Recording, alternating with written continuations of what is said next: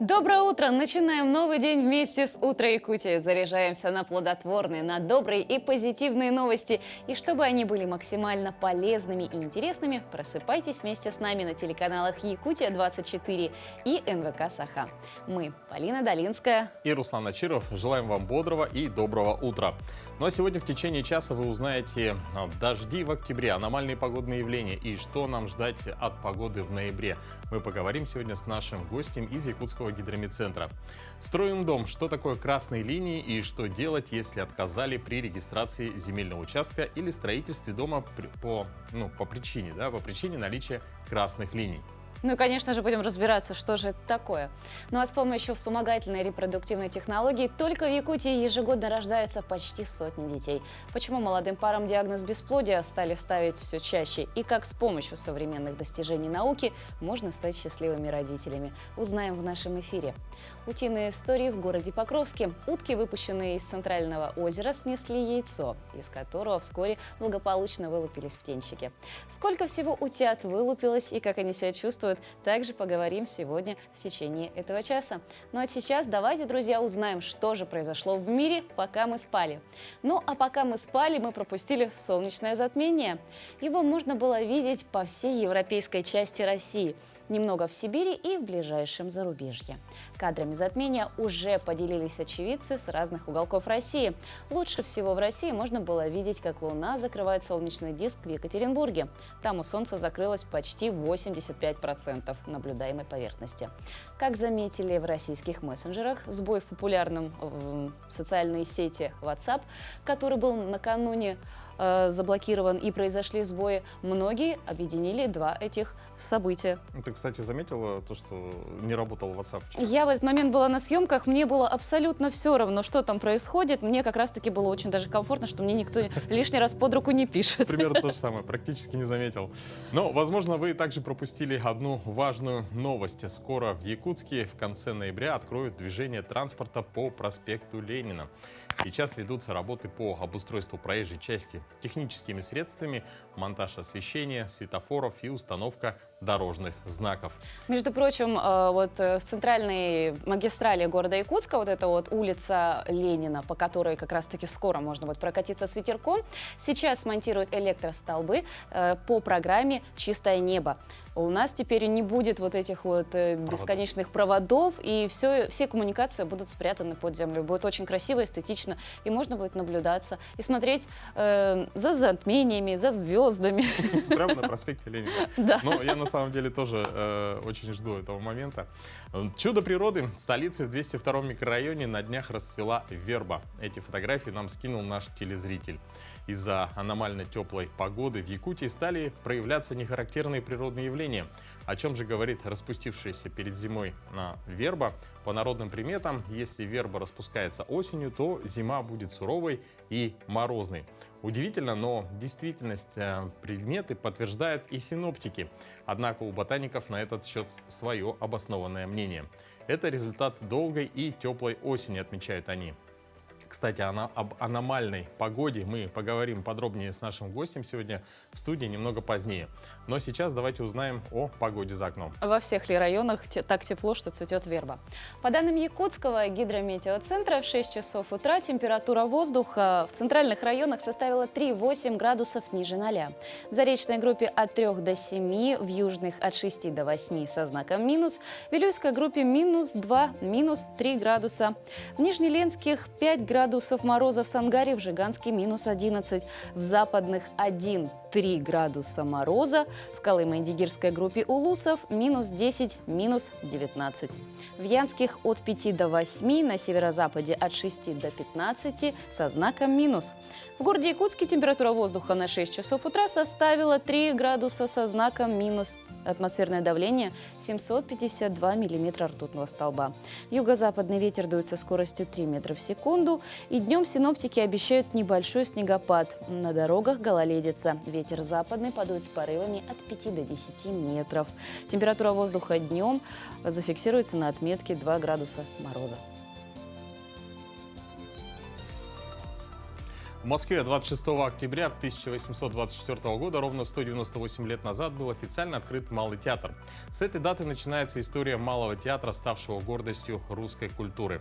Формирование постоянной драматической труппы в Москве началось еще с 50-х годов 18 века.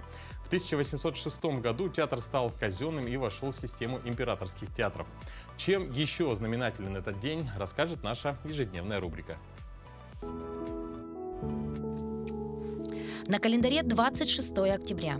Сегодня отмечается День приятных неожиданностей. По народному календарю православные люди в этот день отмечают праздник в честь Иверской иконы Пресвятой Богородицы, которую именуют также Вратарницей или Привратницей. Икона почитается как чудотворная. Ее оригинал, написанный по преданию евангелистом Лукой, хранится в Иверском монастыре на горе Афон в Греции. В этот день, в 1824 году, в Москве официально открыт Малый театр. В 1863 году в Лондоне учреждена футбольная ассоциация, первый в мире узкоспециальный футбольный союз. В 1920 году Совет народных комиссаров издал постановление о продаже за границу русских художественных ценностей. На основании постановления создается антикварный экспортный фонд. С 1921 года Государственный фонд ценностей для внешней торговли. Первые массовые изъятия ценностей для срочной продажи оказались связаны с церковным имуществом. В 1955 году на территории Южного Вьетнама создана Республика Вьетнам со столицей Сайгон.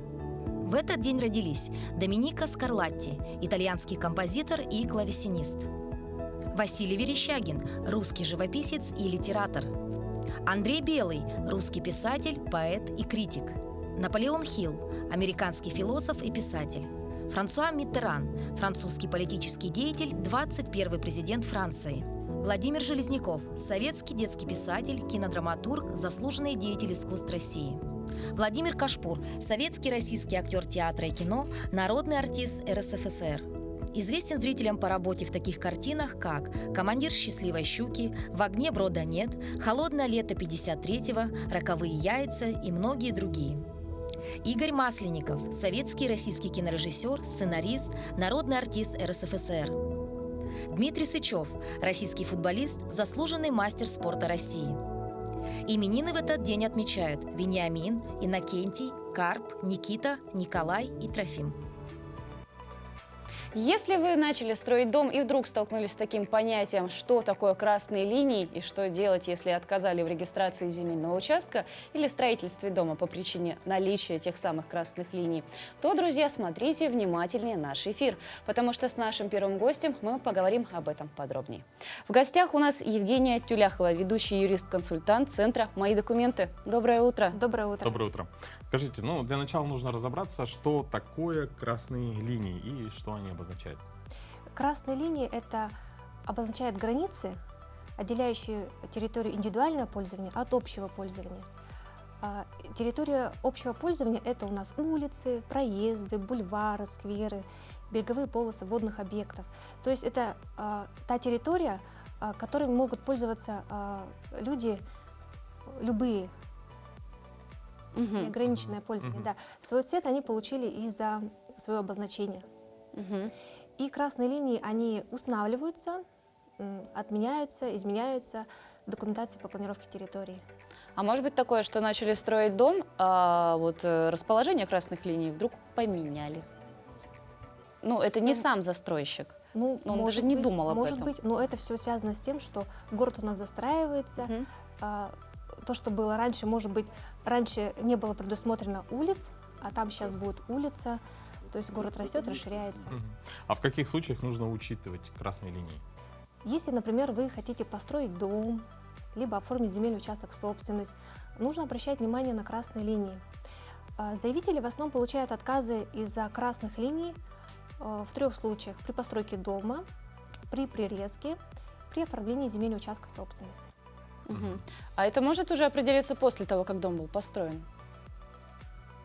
Это может но лучше желательно можно предупредить эту ситуацию и посмотреть перед постройкой дома заранее, увидеть эти красные линии и учесть при постройке дома. Где их можно посмотреть? Их можно посмотреть в общедоступном сервисе геопортал «Город Якутск». Так и называется. Либо их можно посмотреть путем заказа выдачи градплана. Это услуга бесплатная. Срок предоставления 14 рабочих дней. Предоставляется в электронном виде. Либо можно заказать сведения из информационной системы обеспечения градостроительной деятельности, сокращенной СУГД. Срок предоставления 10 рабочих дней. Также можно обратиться через МФЦ в орган, либо онлайн получить данную услугу. А что делать в том случае, Но услуга это платная. Платная услуга. Да. А что делать, если из-за красных линий отказали? Отказ В из-за регистрации. красных линий? Площади. При постройке дома необходимо учесть в первую очередь расстояние от красных линий до планируемого строительства. Если это квартальные линии улиц, необходимо 5 метров учесть. Если это у нас внутриквартальные линии проездов 3 метра. Вот. И чтобы учесть это, вы можете зайти, если участок находится на территории города Якутска, зайти на геопортал. Там есть такая функция линейка, и прямо измерить расстояние в метрах от точки А до точки Б. А вообще, как часто у нас граждане сталкиваются с такой проблемой, что при строительстве красные линии были нарушены? Очень часто. Просто многие, может быть, не знают, что эти сведения можно узнать вот из тех 3 источников, общедоступных. Мгм. И там уже, То есть в основном по Заранее. незнанию, да? в основном, я думаю, да, по незнанию. Просто заранее можно посмотреть. Ну а есть вот такой случай, что дом уже построен, да, и отступы не были соблюдены, да, что вот в таком случае тогда нужно делать? В таком случае мы рекомендуем заявителям обратиться в Центр «Мои документы», либо онлайн через госуслуги по услуге Департамента градостроительства и транспортной инфраструктуры, предоставление разрешения на отклонение от предельных параметров строительства, реконструкция объекта капитального строительства. Данная услуга предоставляется бесплатно, максимальный срок 47 рабочих дней. 47 рабочих дней. Мгм. Ну, я думаю, что это такая достаточно серьезная тема, да. Еще раз давайте напомним, где можно увидеть эти красные линии. Красные линии можно увидеть на общедоступном сервисе геопортал города Якутска, если земельный участок находится на территории города Якутска. При заказе градостроительного плана на конкретный земельный участок данная услуга бесплатно предоставляется через Е-Якутия. И также можете заказать сведения из СУГД. Данная услуга уже платная, 1000 рублей. Ну, скорее всего, быстрее. 10 рабочих дней. 10 рабочих дней. Ну, Евгения, вам большое спасибо за интересную информацию. Думаю, что многим нашим телезрителям это пригодится. Ну, а сейчас, друзья, мы предлагаем прерваться на небольшую паузу. Оставайтесь с нами.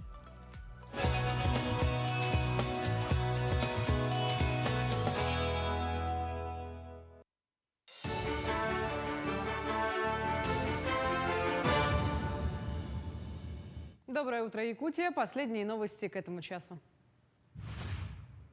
Народные депутаты Госсобрания Илтумен рассмотрели и приняли в первом чтении проект закона о государственном бюджете. Помимо национальных проектов будет реализовано 27 государственных программ по реализации задач от расселения из аварийного жилья до повышения оплаты труда бюджетным работникам.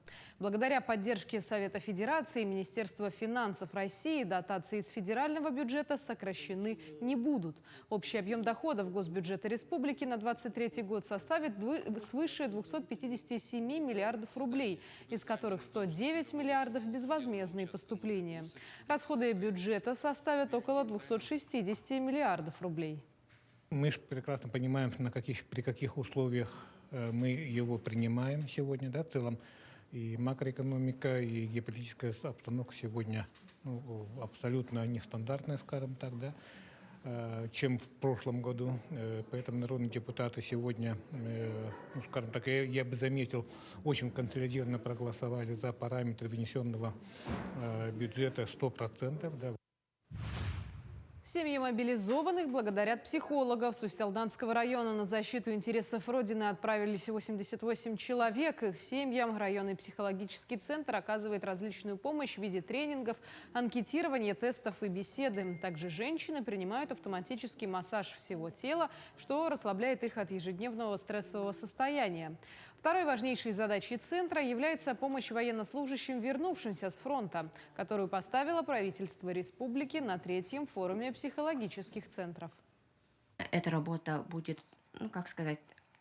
очень актуальна в данное время. Будет работа и с мобилизованными, ну, которые пришли СВО, солдатами и их семьями. Да. И в каждом районе желают открыть реабилитационные центры. Специально вот для солдатов, пришедших с СВО. Да. Ага. И вот там должны работать уже специалисты из медицинского центра и психологического центра. Патриотический фестиваль «Мы вместе» состоялся в поселке Уснера. Концерт прошел в поддержку мобилизованных граждан и военных, находящихся на фронте. На фестивале выступили певцы и творческие коллективы поселка. Звучали стихи и песни о любви к родине, патриотизме. Единение всех людей, участников концерта и зрителей ощущалось как никогда. Завершилось мероприятие красочным финалом, единением зрителей и артистов. Настало нелегкое время. Сегодня мы проводим концерт в поддержку мобилизированных ребят с нашего вуза. Этот концерт посвящен патриотизму России. Начиная с 2019 года Чурапчинский государственный институт физической культуры и спорта работает по федеральной программе «Спорт. Норма жизни». Основной целью проекта является оздоровление и физическая активность населения России. Благодаря проекту институт расширил географию сотрудничества с регионами страны, начиная от Калининграда до Владивостока. Так, в этом месяце прошли очные курсы с применением дистанционных обучений и практические занятия в рамках курсов повышения квалификации по масс-рестлингу и якутским национальным прыжкам в городах Якутск, Владикавказ и Пенза. На прошлой неделе мы провели курсы повышения квалификации в городе Владикавказ, в городе Пенза. Работали двумя группами. В данных курсах приняли участие не только спортсмены, да, но и школьники, но и студенты. С сегодняшнего дня начинается защита проектов по дистанционной форме. Якутским резервистам передали посылку от земляков из Верхневилюйского, Нюрбинского улусов. На этих кадрах видно, как резервисты распаковывают ту же посылку и с удовольствием устроили чаепитие с якутскими оладьями. В Якутске сбор посылок для мобилизованных набирает обороты и становится по-настоящему массовым движением. Помощь в сборе посылок оказывается и совсем юными якутянами, а также пожилыми людьми республики. Ребята выразили благодарность всем матерям, женам, сестрам за такую душевную и теплую посылку. Ну а семьи военнослужащих из Ленского района получат единовременную выплату в 200 тысяч рублей из республиканского бюджета и 50 тысяч рублей. Мобилизованным гражданам направили гуманитарную помощь в виде продуктовых наборов, лекарственных препаратов и других необходимых вещей. На сегодняшний день в благотворительном фонде при Совете ветеранов Ленского района собрано более 1 миллиона рублей. Все средства пойдут на оказание поддержки военнослужащим. Отметим, в рамках частичной мобилизации из Ленского района в военные части страны отправились около 150 человек. Это жители Ленска, поселков Витим, Пеледуй и сельских поселений. А в Алдане открыли курсы по медицинской и военно-тактической подготовке для всех желающих. Каким навыкам обучают на курсах, узнавал Руслан Павлов. Вот туловище чуть-чуть вперед и на себя. Да. В режиме постоянного диалога со специалистами проходят занятия на курсах молодого бойца, как их здесь называют, хотя в ряду слушателей люди разного возраста и специальностей. На инициативу алданских казаков получить медицинские и боевые навыки откликнулись пока 11 человек, что по армейским меркам уже небольшой взвод. Мотивация курсантов очевидна. В нынешних геополитических условиях нужно быть готовым ко всему. Для тех, кто либо давно служил, либо вообще не служил, то есть здесь все равно обучают какой-то базовой медицине в полевых условиях, какой-то тактике, немного огнестрела как бы. Ну и то есть это может пригодиться в случае, если будет призыв, то есть определенных, определенных категорий, которые там БВ, например, там, ну и так далее. То есть есть же такие люди, у которых БВ и которые не служили. И то есть когда мы туда попадем, например, то есть нужно же что-то знать для себя, уметь там и так далее.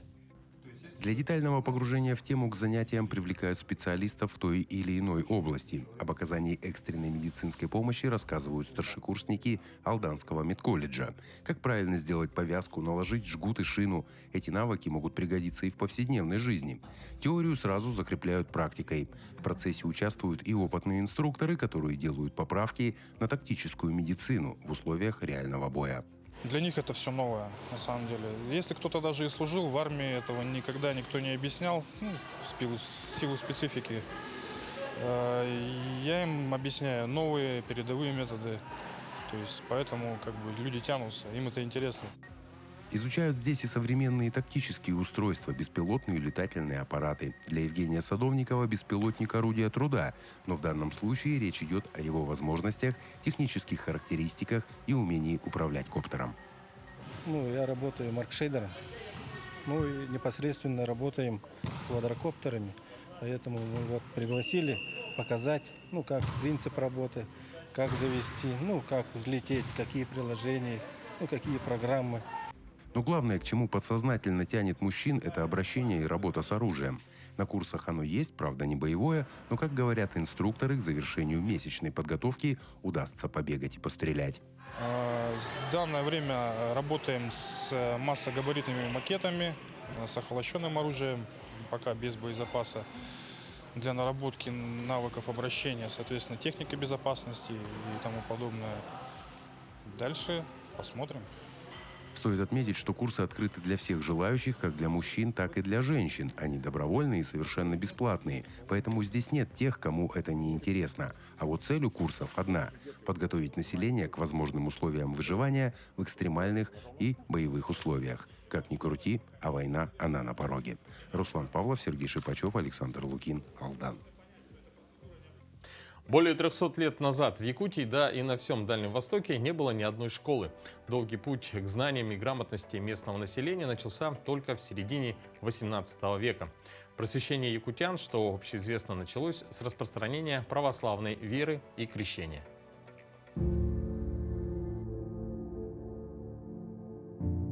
Доброе утро! Сегодня мы поговорим об истории образования в Якутии. До 1922 года и образования Якутской автономной Советской Социалистической Республики школ было меньше 200. Большинство из них были небольшими церковно-приходскими учебными заведениями, рассчитанными всего на 15-20 человек. После создания Якутской АСР для всей республики была установлена единая система образования. Школы первой ступени подразумевали 7-летнее обучение, а школы второй ступени подразумевали 4-летнее обучение в школе и 4-летнее обучение в техникуме. Была организована планомерная государственная работа по ликвидации неграмотности и среди взрослого населения. Однако первое время программ ГУСа, Главного ученого совета, в Якутии не было. Поэтому приходилось реализовывать свои местные программы, что добавляло образованию в республике определенную степень самобытности. Спустя 2 года, в 1926 году, на основе программ ГУСа была утверждена комплексная программа для якутской сельской школы первой ступени. Также новая власть не забыла и о национальном элементе. Право каждого народа получать образование на родном языке было предусмотрено в первых правительственных актах. Организация обучения на родном языке рассматривалась не только как средство ликвидации культурной отсталости, но и самобытного развития каждого народа. Выходят якутские буквари и книги для чтения. Переводится учебная литература, художественная. Стали издаваться газеты и журналы, в том числе и знаменитый КЫМ. В пределах республики якутский язык становится общеупотребительным и в делопроизводстве, и на официальном уровне.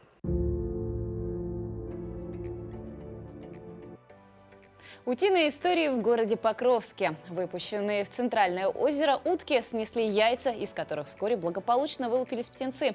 Ранее эти утки неслись и давали приплод лишь в весеннее время года. От этого еще удивительнее появление их осеннего потомства.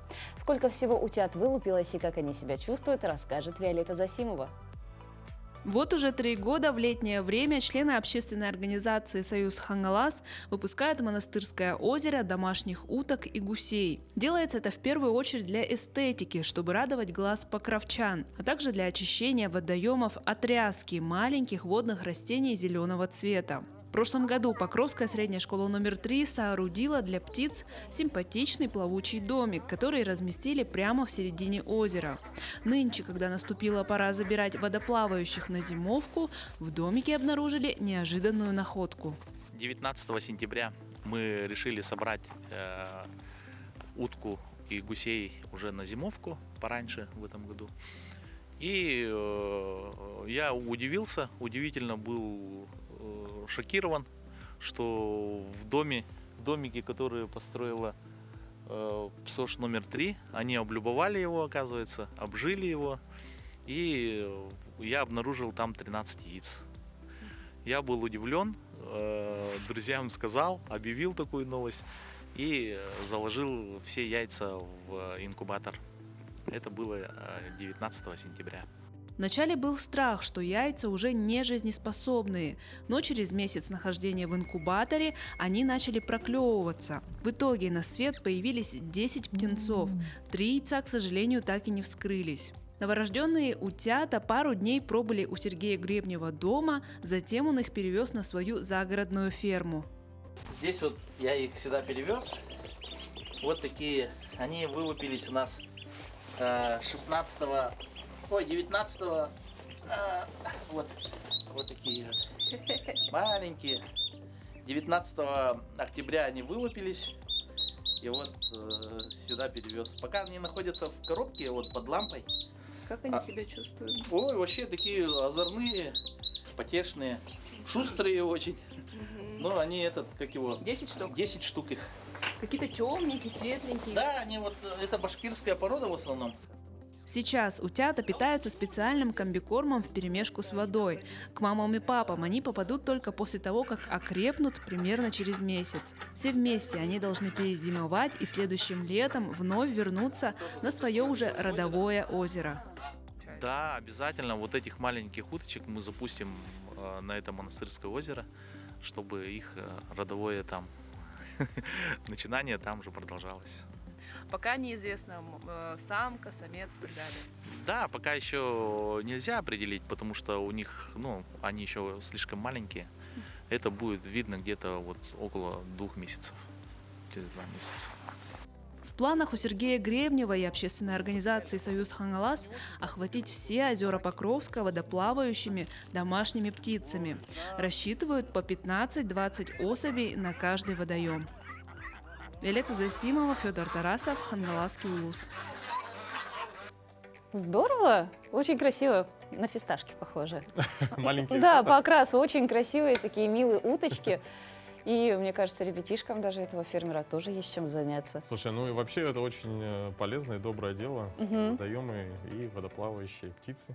И горожане смотрят, и гости смотрят. И вообще очень замечательная вот эта вот практика, как раз-таки делать все для того, чтобы благоустраивать родной город и место, в котором ты живешь. Вот побольше бы рассказывать нам о таких замечательных людях, и которых у нас как раз-таки по республике и немало. А в культурно-этнографическом центре Нерюнгри прошло мероприятие, приуроченное к Декаде матери и в Якутии и Дню отца. Вечер начался с открытия выставки талантливой рукодельницы Оксаны Скрябиной, которая поразила многих посетителей многогранностью своих умений. Прикоснуться к интересному и неповторимому внутреннему миру Оксаны Скрябиной смогли все, кто побывал на выставке ее работ. Это мир, где так же радостно, как в детстве, где много тепла и света. На выставке рукодельница представила работы, которые характеризуют ее как многогранного творца. Вязаные игрушки, картины, украшения из бисера, открытки, изделия, сделанные методом сухого валяния, лоскутного шитья, фотоальбомы в стиле скрапбукинга. Эта выставка, она очень светлая, и как раз я сейчас после работы сразу приехала, и вот такое прям ощущение умиротворения, отдыха, лицезреть это все, вот эту всю красоту. Очень понравилось. Сама вышиваю, вдохновилась. Очень понравились картины, вот эти вот мелкие игрушечки, все так красиво. когда ты что-то делаешь, и вот часть твоего переживания, оно передается твоим произведениям, и они веют от них добром, любовью, счастьем. Особое место в творчестве Оксаны Скрябиной занимают авторские картины, несущие глубокий психологический и философский смысл. Все они созданы в разной технике. Творчество для многодетной мамы – это образ жизни, который ведет к согласию и гармонии со своей женской природой и окружающим миром. Бог сотворил человека по подобию своему, поэтому Он подарил нам дар творить. И эта способность творить у каждого есть. Творить для меня это как я дышу, живу, через творение принимаю мир. И уже без этого занятия, наверное, уже невозможно жить. Посетители получили возможность провести фотосессию в кухонной зоне выставки. Несомненно, покидая зал презентации, они унесли с собой не только опыт общения с прекрасным, но и ощущение сопричастности с миром красоты и изящества. Тем временем в соседнем зале центра проходил конкурс, где участвовали папы с детьми. Веселые состязания, которые объединили большие семьи, прошли очень интересно и увлекательно. Папы показали свои умения и способности, а их дети также проявили стремление к победе. В итоге все участники получили подарки и даже денежные призы. Я думаю, что такие мероприятия очень полезны, сплачивают семью и укрепляют все сильнее и сильнее. Будем участвовать еще. Все эти мероприятия были организованы дружным коллективом общественной организации «Саха-Аймах». Главными их спонсорами выступили члены организации, семья Осиповых и Наталья Ефремова. Тамара Игнатьева, Вадим Барашков, Нерінгрі. Отличные новости, да, с Южной Якутии. Очень интересное мероприятие, очень хорошая выставка. Такие родители, они хороший пример для своих детей, особенно вот творческая мама. То есть мало того, что она многодетная, так она может организовать по интересам каждого своего ребенка. Кто-то шьет, кто-то вяжет, кто-то вышивает. Папы так вообще красавчики, как они и косички заплетали, и на руках своего ребенка носили, и пеленали. Прям настоящие супер папы и супер мамы в Южной Якутии живут. Абсолютно верно. Ну а нашу программу продолжает наша традиционная рубрика «Мой доктор». И сегодня мы расскажем вам о том, как избавиться от папиллом.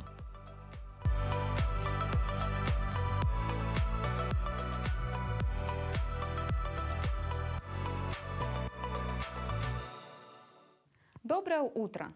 Неровности и выросты на коже, которые называют бородавками, доставляют дискомфорт и портят внешний вид. Однако вместо того, чтобы обратиться к врачу, многие люди следуют мифам и заблуждениям. Некоторые из них действительно далеки от истины, но некоторые находят подтверждение. Если потрогать жабу, то вырастут бородавки.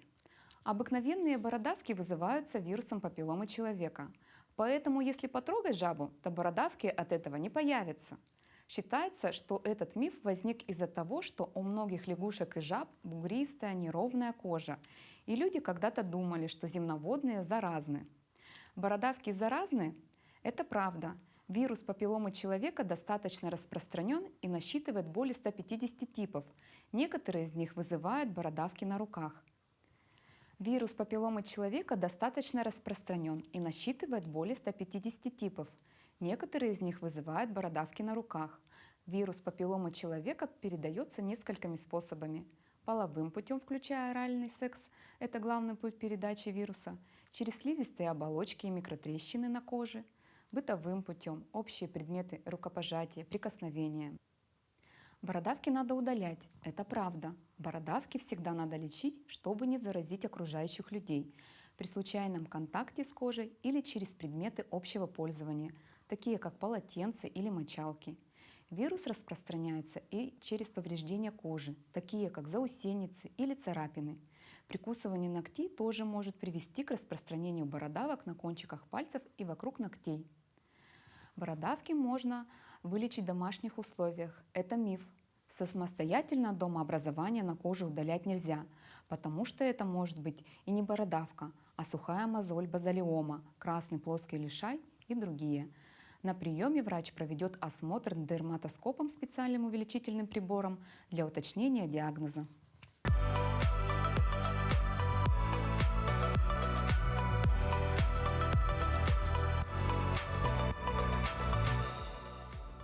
Медицина сейчас действительно продвинулась очень далеко и может не только лечить тяжелые болезни и продлевать человеческую жизнь, но и помогать этой самой жизни зарождаться.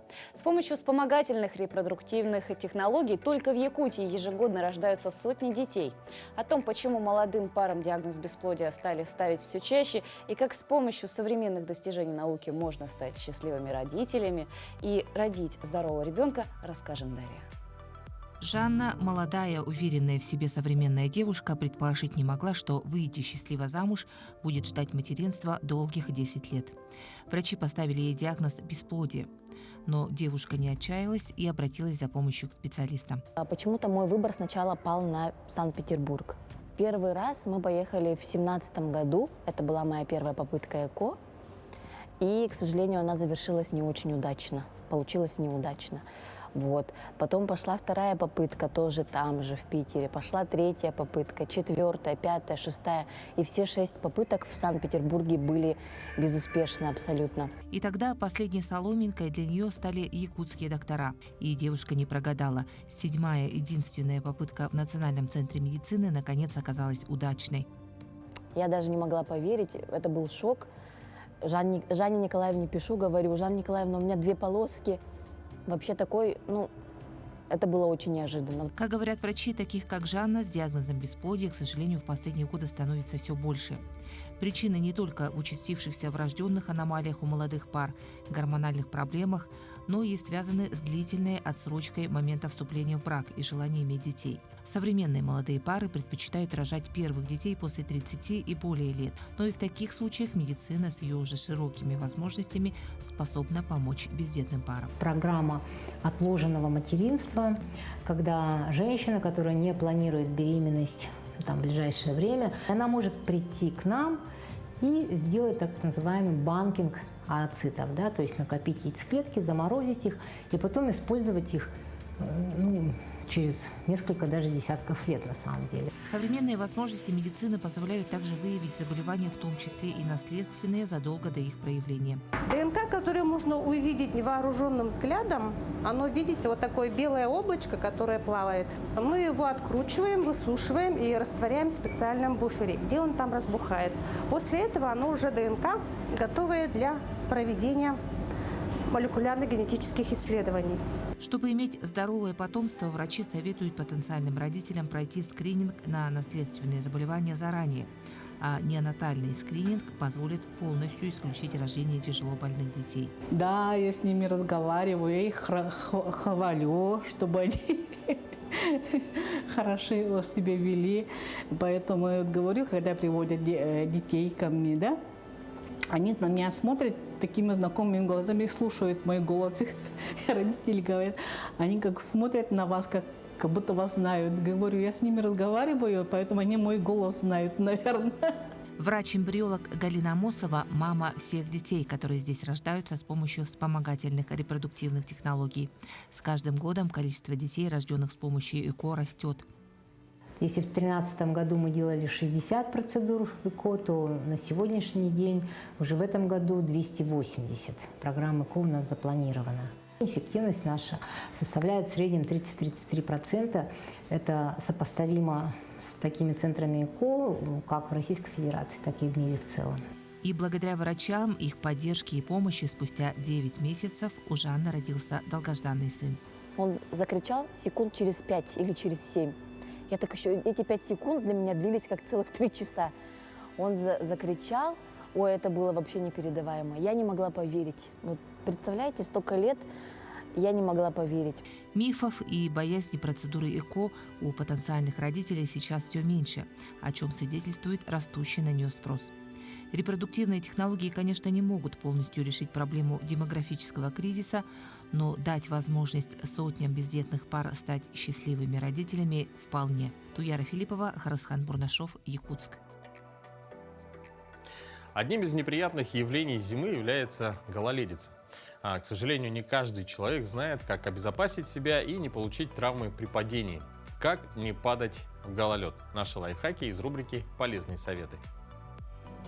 Внимание и осторожность – это главные принципы поведения, которых следует неукоснительно придерживаться в гололед. Во время перемещения по скользкой улице не спешите, избегайте резких движений, постоянно смотрите себе под ноги. Ноги должны быть слегка расслаблены и согнуты в коленях, корпус при этом чуть-чуть наклонен вперед. Держать по привычке руки в карманах в гололед опасно. При падении едва ли будет время их вынуть и ухватиться за что-нибудь. Пожилым людям рекомендуется обзавестись тростью с резиновой набойкой. Свой маршрут по возможности надо проложить подальше от проезжей части. В то же время нежелательно идти в непосредственной близости от стен зданий, на кровлях которых нередко образуются сосульки. Пересекать проезжую часть следует исключительно по пешеходному переходу. Другую опасность в гололед представляют ступеньки. Если вам все-таки предстоит спуститься по скользкой лестнице, то ногу необходимо ставить вдоль ступеньки. В случае потери равновесия такая позиция позволяет съехать вниз настолько аккуратно, насколько это возможно в подобной ситуации в принципе. Готовьте малоскользящую обувь. Прикрепите на каблуки металлические набойки или поролон, а на сухую подошву наклейте лейкопластырь или изоленту. Наклейки делайте крест-накрест или лесенкой. Передвигаться в гололед надо осторожно, ступая на всю подошву. Ноги при ходьбе должны быть слегка расслаблены, а руки свободны. Если вы чувствуете, что падение неизбежно, присядьте и наклонитесь в сторону. Неудачное падение на спину чревато травмой позвоночника, а на вытянутые руки вперед – переломом плеча или запястья. Поэтому постарайтесь сгруппироваться, прижать локти к бокам, втянуть голову в плечи, напрячь мускулы. Первую доврачебную помощь можно оказать прямо на месте. Если травмирована конечность, то ее прежде всего нужно обездвижить, зафиксировать с помощью шины, на руку сделать поддерживающую повязку. Для этого могут быть использованы предметы, которые всегда есть рядом – доска, шарф или косынка. Для того, чтобы снять отек, уменьшить болевые ощущения к ушибу или перелому, желательно приложить что-нибудь холодное. Снег для этого вполне подойдет. Получив травму, не стоит заниматься самолечением. Обязательно и безотлагательно обратитесь в больницу. Слушай, ну вообще, да, очень актуальная тема. Я вообще заметил, что, допустим, от обуви очень много зависит. Да? Если, допустим, носишь демисезонную обувь, которая рассчитана на более высокие температуры, да, то она, как правило, очень сильно скользит. И, кстати, что касается обуви, обувь тоже можно и нужно изначально выбирать правильно. Если вы выбираете обувь не на высоком каблуке, то есть, во-первых, это вам поможет в случае падения, вы все-таки снизите вот этот вот увеличенный рост, да, и высоту. Если вы выбираете подошву, то посмотрите, чтобы протектор был, во-первых, глубокий, и рисунок был не какой-нибудь там статичный, а именно чем больше всякого разного, там елочки какие-нибудь, снежинки иногда некоторые рисуют, вот треугольнички, очень хорошо помогает, потому что за счет этого идет хорошее сцепление с поверхностью, если она скользкая. И вообще, друзья, аккуратнее на дорогах, пешеход вы или автовладелец, сейчас у нас очень сильная гололедица, друзья. И... Гололед, кстати, бывает разный. Да. Бывает очень опасный, а бывает очень красивый. Вот как на наших следующих кадрах. Эти удивительные ледяные чароны уже знакомы якутянам. Создает их природа, а запечатлел их для нас Семен Сивцев из Аймикона. Ледяные чароны являются естественными регистраторами погоды. Причудливые сосульки образуются в то время, когда наступает зима. По их виду можно судить о погоде и уровне реки. Толстая шарообразная часть нарастает в самое холодное время, ночью и под утро, а узкое горлышко днем в теплое время. Они похожи на шахматы, чароны, образующие гирлянды. Мы называем мус-чоп-чу сосульками. Подобные ледяные фигурки образуются только в быстротечных горных речках, на Индигирке, верховьях Колымы, а также реки Яны. Вот такие вот красота природы. Вот не перестает удивлять наша республика. А мокрый снег, метели, гололедица. Погода на этой неделе преподнесла настоящие сюрпризы всем жителям нашей республики. Так, в некоторых районах прошли дожди, а в некоторых начались метели. О капризах погоды мы поговорим с нашим гостем. В гостях у нас Татьяна Маршалик, начальник гидрометцентра, заместитель начальника Якутского управления по гидрометеорологии и мониторингу окружающей среды. Доброе утро! Доброе утро. В сентябре Гидромет уже давал прогноз, что в Якутии будут аномально теплые октябрь и ноябрь. Но сейчас уже конец октября. И еще теплый. Да. Погода, можно сказать, действительно радует, но пока не ударили морозы, и можно спокойно в это время прогуливаться по нашей столице, да, если не подскальзываться. Вот. Ну, скажите, вообще это типичная погода для этого времени? Если смотреть последние 10 лет, практически все 10 лет октябри были теплые. Только какие-то очень теплые, другие не очень. Значит, если смотреть предыдущий год, далеко уже даже не заглядывать, 21 год, октябрь тоже был теплый. Тогда были установлены тоже рекорды температуры по западу республики. И в городе Якутске 7 октября температура была плюс 11. Пока это максимум не перекрыт этим годом. Значит, единственное, по ходу температуры бывают разные месяцы. Например, он теплый получается по итогу, да, и были всплески выше температура, потом похолодание, потом опять тепло, опять похолодание. А вот октябрь 22 года, он именно отличается тем, что температура, вот знаете, она ровненько шла. То есть ночных морозов нет, и днем не сильно высоко. То есть все время комфортно и тепло. Но, правда, несмотря на то, что тепло, снега было очень много, но мы же видим, что он все время таял, да, потому что тепло. У нас еще вот сентябрь-октябрь, он немножко был нетипичный, чем в предыдущие года, потому что были сильные порывы ветра. Но порывы ветра, они всегда связаны с чем? Это обязательно, да, с циклонической деятельностью.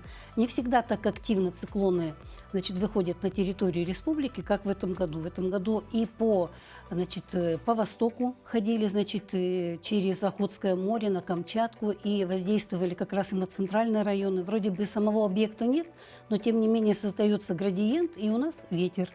Вот. Значит, по арктическому побережью выходили циклоны. Ну а вот про циклон последний, который вышел вот 24 числа с Красноярского края, вы знаете, за всю мою синоптическую деятельность таких циклонов было немного, потому что это был очень глубокий циклон. На материковую часть республики очень редко такие циклоны выходят, они все-таки больше по арктическому побережью ходят, то есть он идет в приполюсных районах, и вот эта ветреная погода, к которой привыкли жители арктических наших районов, Тикси, когда там ветер 30-35, это как раз вот от таких циклонов. А здесь как раз вышел прямо на запад территории с Красноярского края. Он, кстати, там тоже бед наделал. Вот, и вышел. Далеко ходить не надо, вот буквально на днях, да, были очень нетипичные для нас такие облака. Я даже подумал, что вот, это... как раз да, наши что-то телезрители такое, их видят. фотошоп или еще что-то. Но действительно, я так понял, что это какие-то редкие тропические облака. Это очень редкие облака. Я не знаю, кто-то видел еще такие облака на нашей территории или нет. По крайней мере, я их вижу впервые, когда мне тоже эти фотографии выслали наши работники гидрометслужбы именно в Нюрбинском районе. Мы сначала думали, вот, прямо, фантастика. Это cumuloниmbus mammatus. Но их еще называют вымяобразные облака. Да, действительно, если почитать, посмотреть в атласе облаков и почитать про них, то они как раз характерны для тропических широт. Вот. Ну и, во-первых, ладно для тропических широт, но не для осени. Понимаете, не для осени. Здесь у нас практически третья декада октября и такие облака. Откуда их, как нам занесло? А вот с этим глубоким циклоном прихватил он, видимо, хорошую порцию тепла, этот циклон, потому что мы же видим, температура была 4-9 тепла. Вот. Ночная температура была положительная для западных районов. Дождь пошел? Да, даже были ливни. Осадки в основном были смешанные фазы.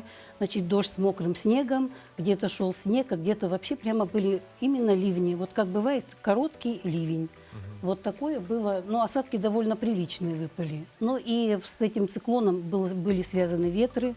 Вот, ну, не такие, как я сказала, в Тикси, не 35, но до 26 метров в секунду. В передней части это Жиганский район, и далее вот Мирлинский район. Там ветер довольно, вот знаете, он плотный такой, стоял в течение 6-7 часов, 20 метров в секунду и больше.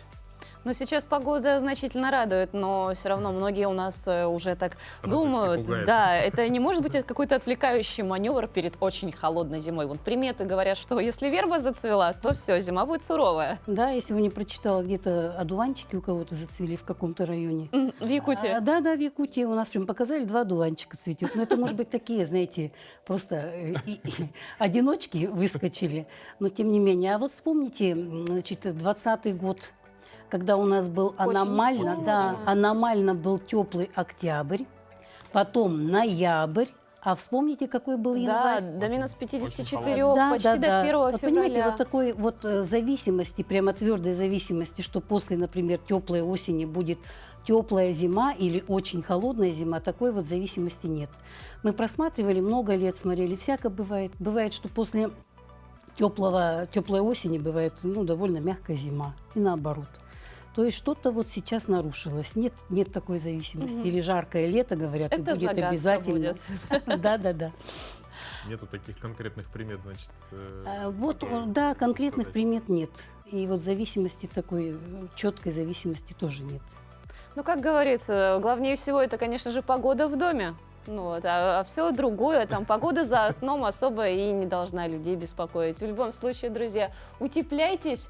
В любом случае, вам нужно было готовить еще летом свои сани. Ну да, главное, чтобы зима не наступила неожиданно, как это у нас Сейчас, обычно бывает. Да? выходя из дома. По прогнозам и ноябрь тоже выше нормы дали, да, где-то примерно на 1-2 градуса средняя температура выше нормы.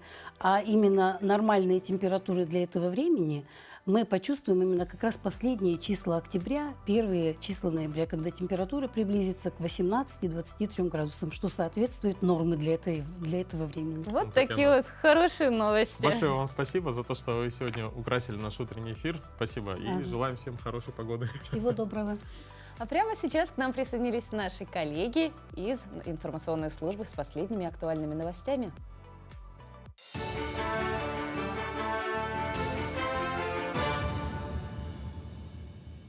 Доброе утро, Якутия! Мы продолжаем освещать самые заметные события. Глава республики Айсен Николаев провел рабочую встречу с руководителем пенсионного фонда Георгием Степановым. В ходе встречи руководитель пенсионного фонда проинформировал главу региона о предварительных итогах работы фонда, предстоящих изменениях социальной поддержки, планах страховых и социальных пенсий жителям республики. Обсудили и предстоящее объединение социального страхования и пенсионного фонда. Также особое внимание уделили новым мерам социальной поддержки, которые вступят в силу с января следующего года. В конце встречи руководитель региона дал поручение, чтобы все пособия выплачивались и назначались своевременно и в полном объеме. Я проинформировал главу республики о тех мероприятиях, которые осуществляются на данный момент в соответствии с принятым решением о объединении двух фондов, это Пенсионного фонда и Фонда социального страхования, и образование с 1 января 2023 года нового социального фонда России. В Якутии в связи с завершением сезона навигации закрывают паромные переправы. С 25 октября все пассажирские перевозки по маршрутам Якутск, Нижний Бестях, Кангалас и Сотинцы и на реке Алдан по маршруту Мегино, Алдан, Кыскил осуществляются на судах с воздушной подушкой. Режим работы судов ежедневно с 7 утра до 7 вечера. Торжественное открытие обновленной территории по улице Первомайская состоялось в Ленске. Ремонт дворовой территории стал возможным благодаря программе «1000 дворов», в которую в прошлом году попала городская администрация. Часть средств, 5 миллионов рублей, на благоустройство выделила компания «Газпром Трансгаз Томск». Ремонт не проводился здесь с 90-х годов. Сегодня же улица Первомайская преобразилась. Здесь появились новая заасфальтированная проезжая часть, тротуары, отливы, проведено освещение. В рамках проекта предусмотрено и озеленение территории. Оно начнется уже в следующем году. Также установлены детские площадки. Ремонт проводится в 2 этапа. Первый уже закончен, второй начнется в следующем. С учетом того, что у нас уже начинается холодный период года, да, некоторые элементы малых форм будут доделаны уже в следующем году. Но и мы в этом году попытаемся дополнительно поставить готовое оборудование детских площадок. Но эти работы, я уже сказала, они сидят во втором этапе. Мы их пытаемся выполнить уже сейчас. Для детей мобилизованных и добровольцев, проходящих службу в местах проведения специальной военной операции в Якутии, будет организован отдых в лагерях. Согласно указу главы, путевки в лагеря предоставляют бесплатно детям от 6 до 18 лет. Заявление на путевку можно подать через центр «Мои документы» или на портале госуслуги. В случае возникновения вопросов можно обратиться на горячую линию по телефону 122.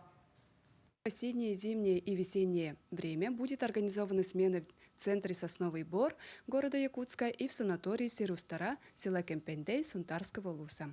В летние каникулы во всех организациях отдыха и оздоровления детей на территории Республики Саха-Якутия. Для получения бесплатной путевки необходимо родителям или законным представителям обратиться в МФЦ. Также это заявление можно заполнить через госуслуги. К этому часу это все новости. Хорошего дня. Ну а сказочный поезд российского Деда Мороза отправился из Великого Устюга в большое путешествие по стране. За 85 дней он пройдет более 33 тысяч километров и посетит свыше 100 городов. Поезд Деда Мороза доедет до самой крайней точки российских железных дорог, до станции Тихоокеанская в городе Находки Приморского края. Маршрут будет пролегать через города Баман, Транссиба, европейскую часть России, Санкт-Петербург и Москву. Всего с учетом небольших станций планируется около 200 остановок, во время которых будут организованы экскурсии по поезду, игровые программы на привокзальных площадях. Такая замечательная новость. Ну, друзья... И плюс еще одна мечта. Да, в не говори. жизни. И, между прочим, Дед Мороз свой день рождения также встретит в дороге. Не забывайте, друзья, у Деда Мороза день рождения 18 ноября. Ну, а мы на этой ноте с вами прощаемся. Пусть ваше утро будет красивым, вкусным и полезным. Ну и, конечно же, увидимся с вами завтра. Да, друзья, завтра мы с нашими коллегами снова здесь с вами поздороваемся и расскажем самые последние актуальные новости. Всем хорошего дня!